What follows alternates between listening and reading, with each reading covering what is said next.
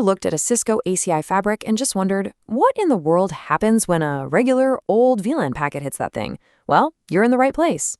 ACI can seem like a total beast, but underneath, its logic is actually pretty elegant. So today, we're going to pull back the curtain on one of its most important jobs, translating the VLANs we all know into the VXLANs that are the lifeblood of the fabric. So here's our game plan. First, we're going to talk about why. Why does ACI even do this? Then we'll get to know the key players, the internal translators ACI uses. After that, we'll put it all to the test with some real-world examples. And then we'll wrap it all up with the main principles that'll make this whole process finally click for you. All right, let's dive right in.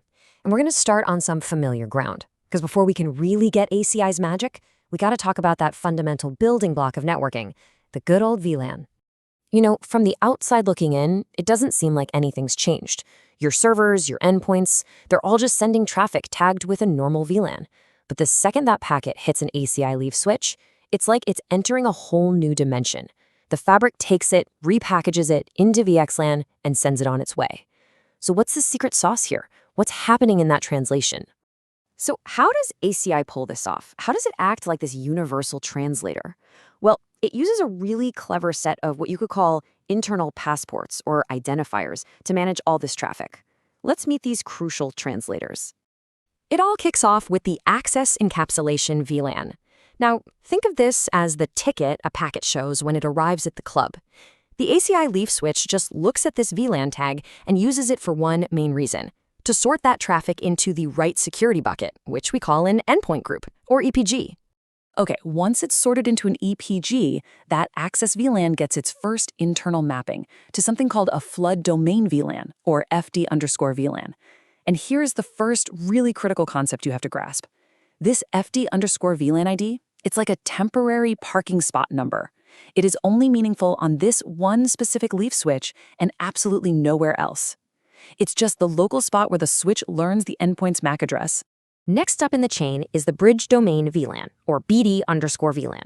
And just like the FD_VLAN, this is another local identifier. It's unique to the leaf. So if the FD_VLAN was the individual parking spot, think of the BD_VLAN as the address of the entire parking garage. Its whole job is to link this local traffic to the bigger, fabric-wide broadcast domain it belongs to. Okay, this is where it all comes together. This is where the local translation meets the global fabric. Those local VLANs we just talked about, they now get mapped to fabric-wide VXLAN IDs, or VNIDs. First, the FD VLAN maps to an FD VNID. This one carries traffic for that specific access VLAN. Second, the BD VLAN maps to a BD VLAN. Now, this is the big one for Layer 2. It handles all the broadcast, unknown unicast, and multicast, or BUM traffic, across the entire bridge domain. And finally, if traffic needs to get routed, it uses the VRF VNID to get between different domains. All right, theory is great, but seeing this stuff in action is way better. So let's jump into a practical example to really see how all these concepts come together. We're going to start with the simplest case you can possibly imagine. We've got 3 hosts, they're all in the same endpoint group, all connected to the same bridge domain, and they're all using the exact same access VLAN, VLAN 2014. Simple. So check this out. We've got hosts H1 and H2, and they're plugged into the same leaf. Now let's look at the table. They both show up on Access VLAN 2014. So the leaf gives them both the exact same local IDs, FD VLAN 28 and BD VLAN 27. And of course, that means they also get the same fabric-wide VNIDs. So far, so good. Makes sense, right? They're identical peers on the same switch, so all their identifiers match up. And now for the magic. We've just added host H3.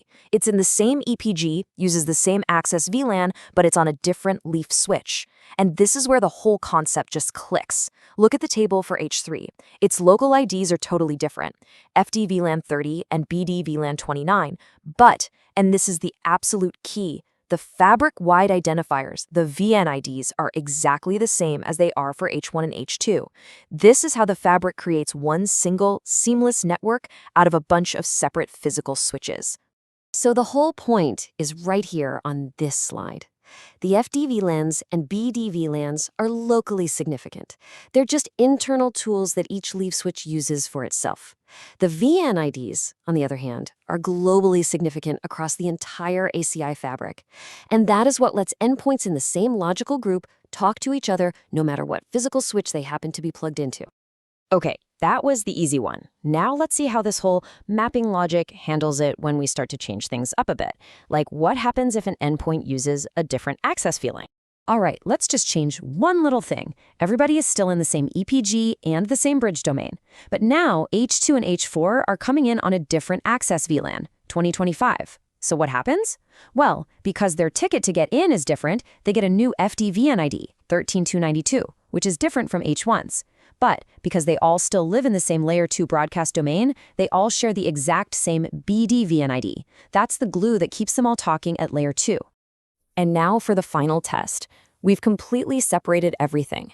Different EPGs, different bridge domains, and different access VLANs. As you'd probably expect if you look at the table, their local VLANs, their FD_VN IDs, and their BD_VN IDs are all completely different. They are living in totally separate Layer 2 worlds. The only thing they have in common is the VRF_VN ID. And that's the fabric's way of telling us that if these hosts ever need to talk, it's going to have to be through routing. Okay, so after walking through those examples, we've seen how the fabric handles all these different situations. So now we can boil all that logic down into just a few clear, simple rules of the road. Look, if you remember nothing else, please remember these 4 rules. 1. The access VLAN is just the entry ticket. Its only job is to classify traffic. 2. The FD VLAN and BD VLANs are purely local. They never ever leave the switch they're on. 3.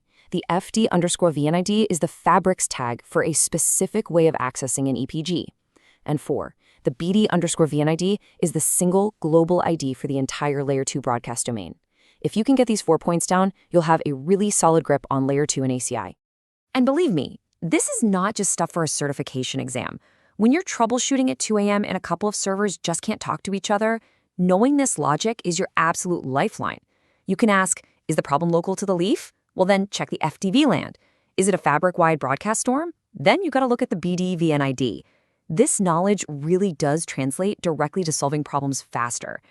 So I'll leave you with a little challenge. Let's say you're facing a massive bum storm, broadcast, unknown unicast, and multicast, and it's just crippling a single bridge domain. Based on what we've just covered, which identifier is your prime suspect? Which one are you going to look at first? Your answer is going to tell you exactly where to start troubleshooting. Thanks for watching.